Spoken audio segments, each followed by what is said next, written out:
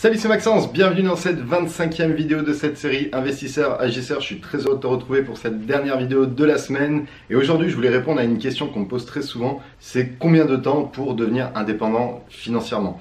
Donc ça va être assez compliqué de répondre de manière précise à cette question, mais ce que je vais te faire, c'est que je vais te donner 4 critères à analyser pour que tu puisses voir à peu près combien de temps tu pourras consacrer à ça et en combien de temps tu pourras devenir indépendant financièrement. Donc le tout premier critère qu'il faut que tu analyses, c'est ton taux d'implication. Est-ce que tu as beaucoup de temps à t'impliquer pour t'impliquer dans la quête de l'indépendance financière, ou à l'inverse, tu as un boulot qui est très prenant et tu ne pourras pas forcément beaucoup t'impliquer.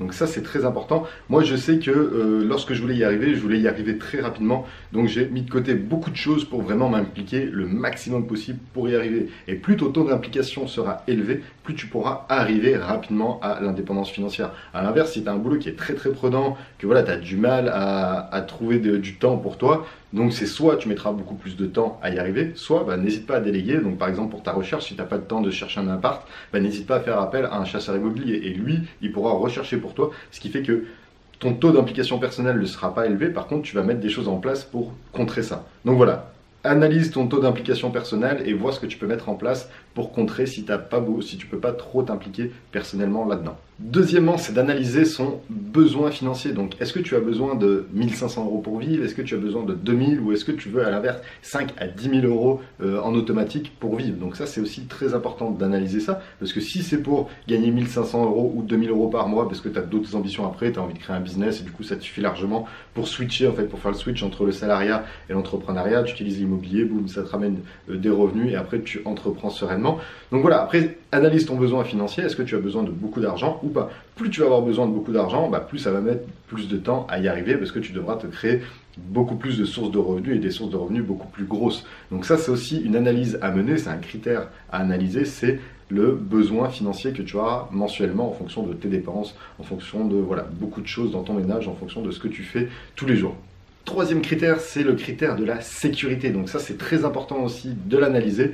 Est-ce que, comme moi, tu es célibataire, enfin en couple, mais au niveau de la situation familiale, c'est célibataire? Est-ce que tu es en couple, tu es jeune, tu n'as pas grand-chose à perdre? Ou à l'inverse, est-ce que tu as une femme ou un homme, des enfants à charge, et voilà, beaucoup de choses autres. Donc plus tu auras besoin d'une grosse sécurité, du coup plus il te faudra de temps pour sécuriser ta situation d'indépendant financièrement avant de prendre ton indépendance financière. À l'inverse, moi j'avais pas grand chose à perdre, donc je me suis dit ok, en termes de sécurité j'en ai pas besoin énormément, donc je peux prendre plus de risques parce que je sais que au pire j'avais 21 ans quand j'ai commencé à me lancer, donc je me suis dit si j'ai un problème quelconque, c'est pas grave, je retourne chez mon père quelques années et je m'en fous. Par contre si je sais pas, tu as peut-être 30, 40, 50 ans, là l'enjeu n'est pas le même et du coup tu auras besoin de plus de sécurité pour devenir indépendant financièrement. Donc aussi ça c'est un critère à analyser et du coup ça te permettra de voir si tu veux prendre beaucoup de risques et le faire rapidement ou à l'inverse tu préfères prendre ton temps, bien sécuriser toute l'opération parce que voilà, tu as des enfants à charge, tu as une famille à charge et du coup l'enjeu n'est pas du tout le même.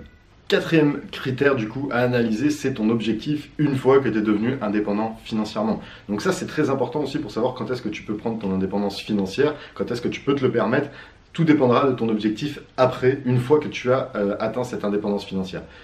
Personnellement, c'était pour entreprendre. Donc je savais que même si j'allais pas gagner 10 000 € par mois grâce à l'immobilier et en étant indépendant financièrement, avec 10 000 € par mois qui tombaient en automatique, je savais que moi, 2000, 2500 € par mois en automatique, ça allait me suffire parce que j'avais pour but d'entreprendre et de créer des business qui, eux, allaient me rapporter plus d'argent.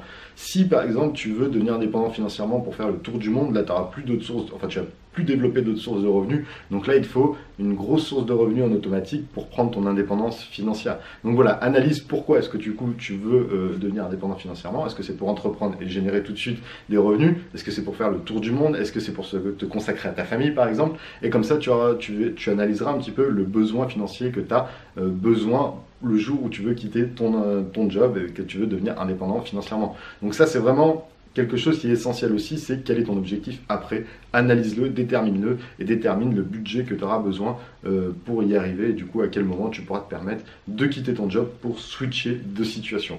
Voilà du coup pour ce qui était de cette vidéo et du coup de cette semaine sur l'indépendance financière. J'espère que cette semaine t'a plu, que voilà, ça t'a permis d'acquérir beaucoup de choses, ça t'a motivé pour enclencher le processus pour devenir indépendant financièrement, de t'y activer. N'hésite pas à mettre dans les commentaires si tu as des retours par rapport à ça Et dans tous les cas, n'hésite pas aussi à partager cette vidéo autour de toi, à des personnes qui souhaitent se lancer dans l'immobilier, qui souhaitent quitter leur job grâce à l'immobilier.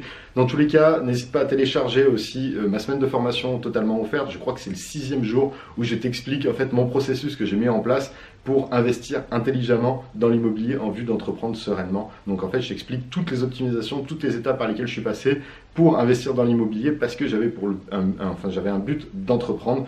Donc voilà, c'est des optimisations, c'est des choses à mettre en place, des actions concrètes à mettre en place, et je te le dis dans le 6e jour de cette formation totalement offerte. Donc n'hésite pas à checker ça. Juste à la fin de cette vidéo, tu auras l'écran de fin et du coup tu pourras cliquer dessus pour t'inscrire sur cette formation totalement offerte. Sur ce, je te dis à dimanche pour une prochaine vidéo.